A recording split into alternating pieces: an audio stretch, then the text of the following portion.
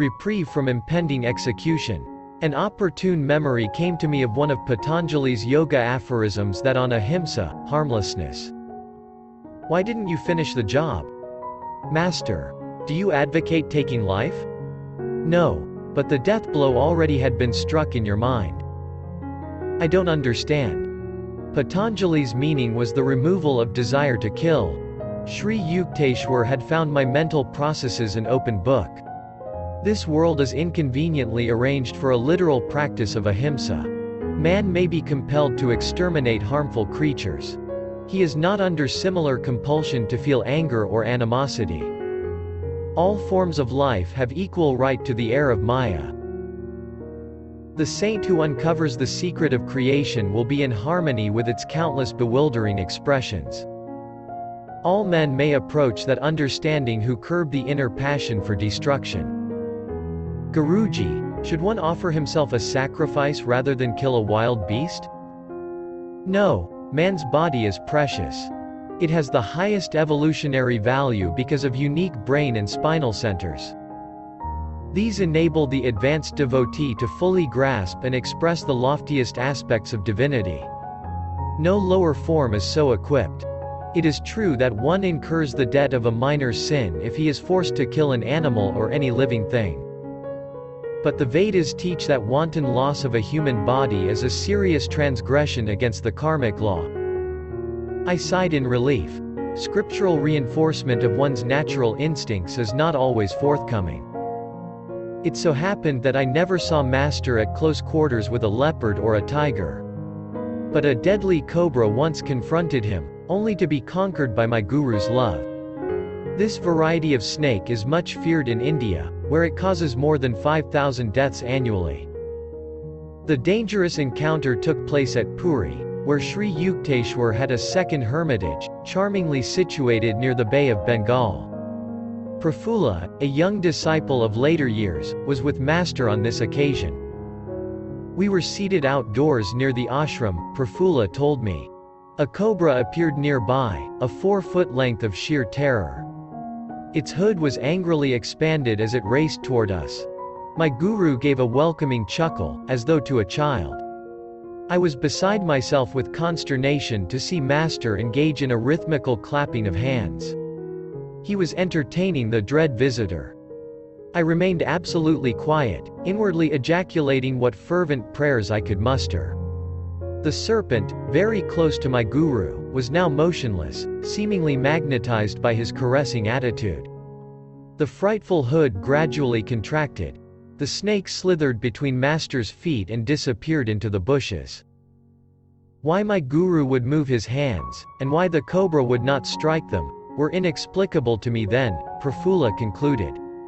I have since come to realize that my divine Master is beyond fear of hurt from any living creature. One afternoon during my early months at the ashram, found Sri Yukteswar's eyes fixed on me piercingly. You are too thin, Mukunda. His remark struck a sensitive point. That my sunken eyes and emaciated appearance were far from my liking was testified to by rows of tonics in my room at Calcutta. Nothing availed. Chronic dyspepsia had pursued me since childhood. My despair reached an occasional zenith when I asked myself if it were worthwhile to carry on this life with a body so unsound. Medicines have limitations, the creative life force has none. Believe that. You shall be well and strong. Sri Yukteswar's words aroused a conviction of personally applicable truth which no other healer, and I had tried many, had been able to summon within me. Day by day, behold, I waxed. 2 weeks after Master's hidden blessing, I had accumulated the invigorating weight which eluded me in the past. My persistent stomach ailments vanished with a lifelong permanency. On later occasions I witnessed my guru's instantaneous divine healings of persons suffering from ominous disease, tuberculosis, diabetes, epilepsy, or paralysis.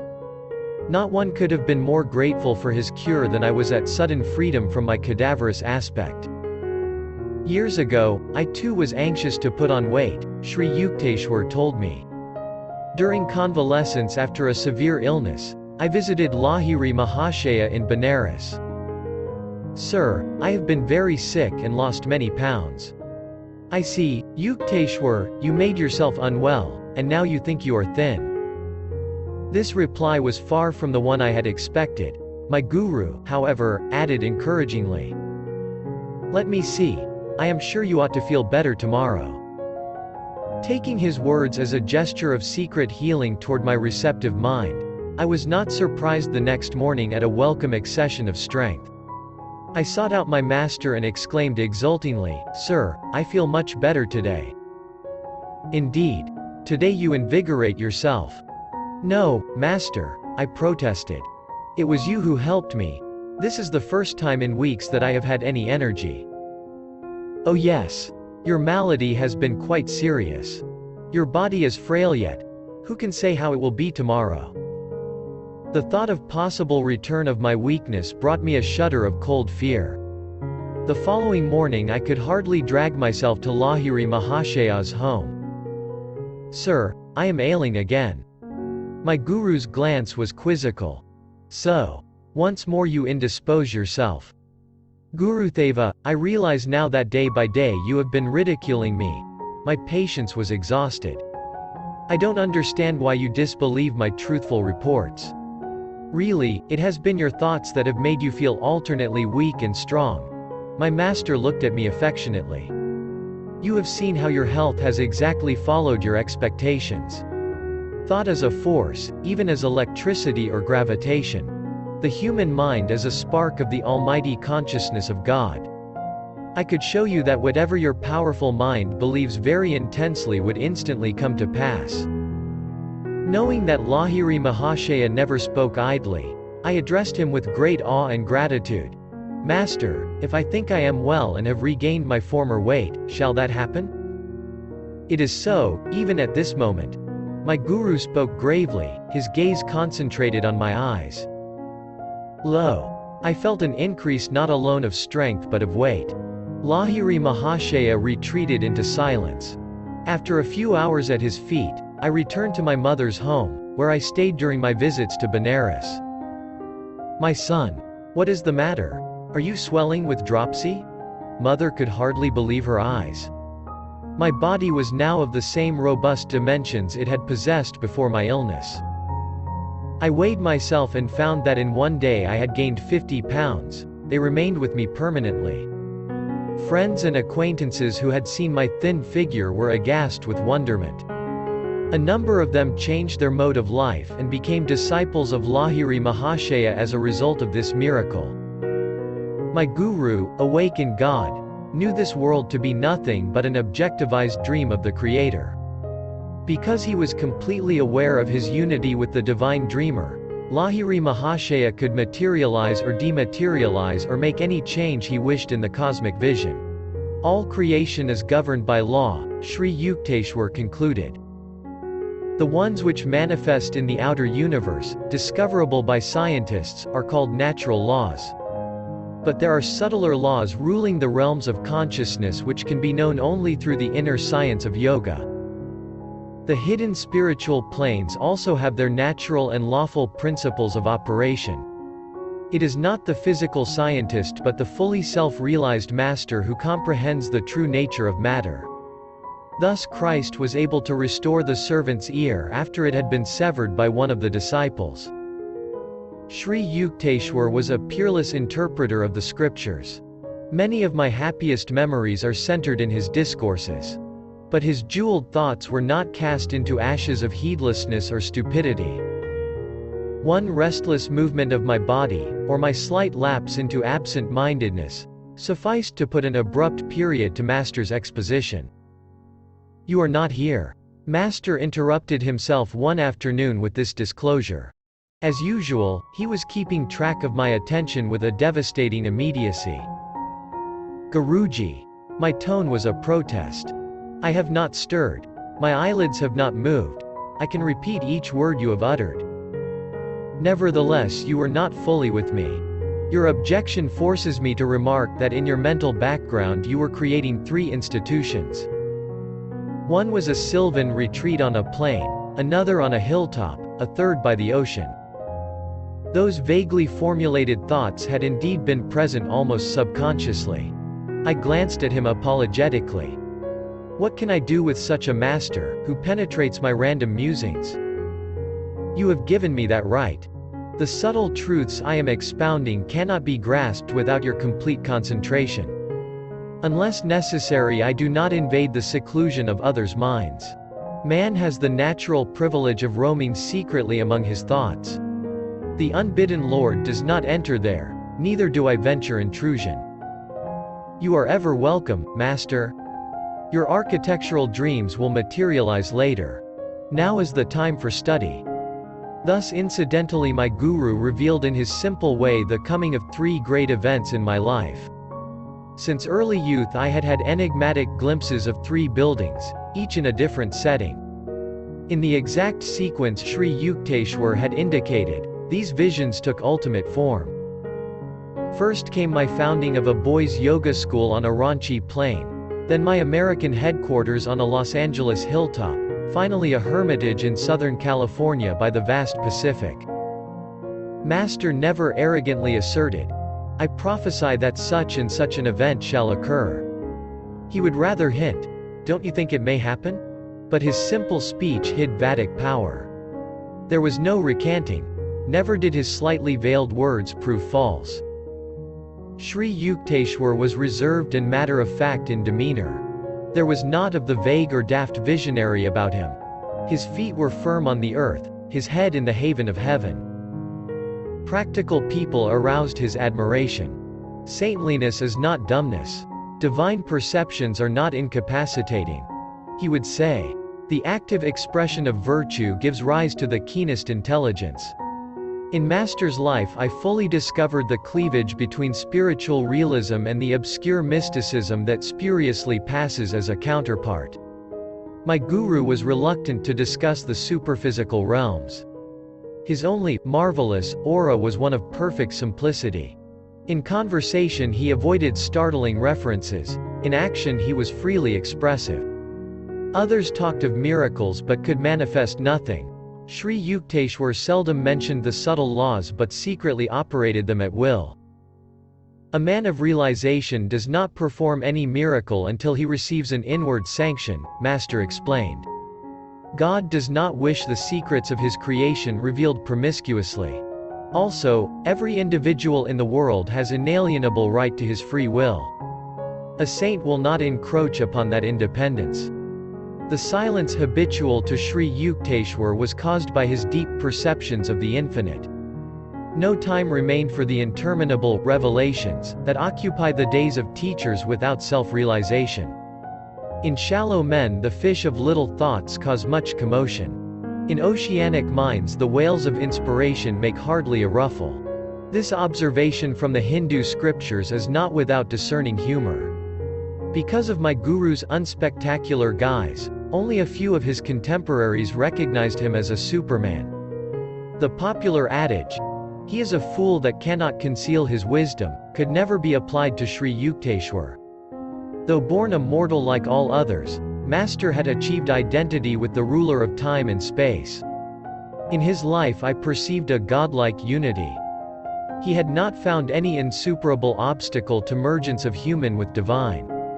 No such barrier exists, I came to understand, save in man's spiritual unadventurousness. I always thrilled at the touch of Sri Yukteswar's holy feet. Yogis teach that a disciple is spiritually magnetized by reverent contact with a master. A subtle current is generated. The devotee's undesirable habit mechanisms in the brain are often cauterized. The groove of his worldly tendencies beneficially disturbed. Momentarily at least he may find the secret veils of Maya lifting, and glimpse the reality of bliss.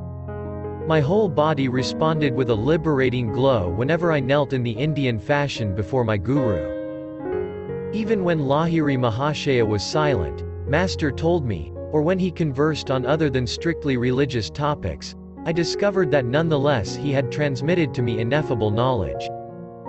Sri Yukteswar affected me similarly. If I entered the hermitage in a worried or indifferent frame of mind, my attitude imperceptibly changed. A healing calm descended at mere sight of my guru. Every day with him was a new experience in joy, peace, and wisdom. Never did I find him deluded or intoxicated with greed or emotion or anger or any human attachment. The darkness of Maya is silently approaching. Let us hie homeward within. With these words at dusk, Master constantly reminded his disciples of their need for Kriya Yoga. A new student occasionally expressed doubts regarding his own worthiness to engage in yoga practice. Forget the past, Sri Yukteswar would console him. The vanished lives of all men are dark with many shames. Human conduct is ever unreliable until anchored in the divine. Everything in future will improve if you are making a spiritual effort now. Master always had young chelas in his hermitage. Their spiritual and intellectual education was his lifelong interest. Even shortly before he passed on, he accepted for training 2 6-year-old boys and 1 youth of 16.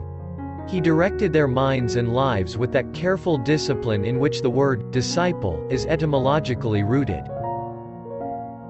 The ashram residents loved and revered their guru. A slight clap of his hands sufficed to bring them eagerly to his side. When his mood was silent and withdrawn, no one ventured to speak. When his laugh rang jovially, children looked upon him as their own. Master seldom asked others to render him a personal service, nor would he accept help from a student unless the willingness were sincere. My guru quietly washed his clothes if the disciples overlooked that privileged task. Sri Yukteswar wore the traditional ochre-colored Swami robe. His laceless shoes, in accordance with Yogi custom, were of tiger or deerskin. Master spoke fluent English, French, Hindi, and Bengali. His Sanskrit was fair. He patiently instructed his young disciples by certain shortcuts which he had ingeniously devised for the study of English and Sanskrit. Master was cautious of his body, while withholding solicitous attachment. The infinite, he pointed out, properly manifests through physical and mental soundness. He discountenanced any extremes. A disciple once started a long fast. My guru only laughed. Why not throw the dog a bone? Sri Yukteswar's health was excellent. I never saw him unwell. He permitted students to consult doctors if it seemed advisable. His purpose was to give respect to the worldly custom. Physicians must carry on their work of healing through God's laws as applied to matter. But he extolled the superiority of mental therapy, and often repeated, "Wisdom is the greatest cleanser." The body is a treacherous friend. Give it its due, no more, he said. Pain and pleasure are transitory. Endure all dualities with calmness, while trying at the same time to remove their hold. Imagination is the door through which disease as well as healing enters. Disbelieve in the reality of sickness even when you are ill. An unrecognized visitor will flee. Master numbered many doctors among his disciples. Those who have ferreted out the physical laws can easily investigate the science of the soul, he told them. A subtle spiritual mechanism is hidden just behind the bodily structure. Sri Yukteswar counseled his students to be living liaisons of Western and Eastern virtues. Himself an executive Occidental in outer habits, inwardly he was the spiritual Oriental. He praised the progressive, resourceful and hygienic habits of the West, and the religious ideals which give a centuried halo to the East. Discipline had not been unknown to me. At home father was strict, Anantha often severe. But Sri Yukteswar's training cannot be described as other than drastic. A perfectionist, my guru was hypercritical of his disciples, whether in matters of moment or in the subtle nuances of behavior. Good manners without sincerity are like a beautiful dead lady, he remarked on suitable occasion. Straightforwardness without civility is like a surgeon's knife, effective but unpleasant. Candor with courtesy is helpful and admirable. Master was apparently satisfied with my spiritual progress, for he seldom referred to it. In other matters my ears were no strangers to reproof.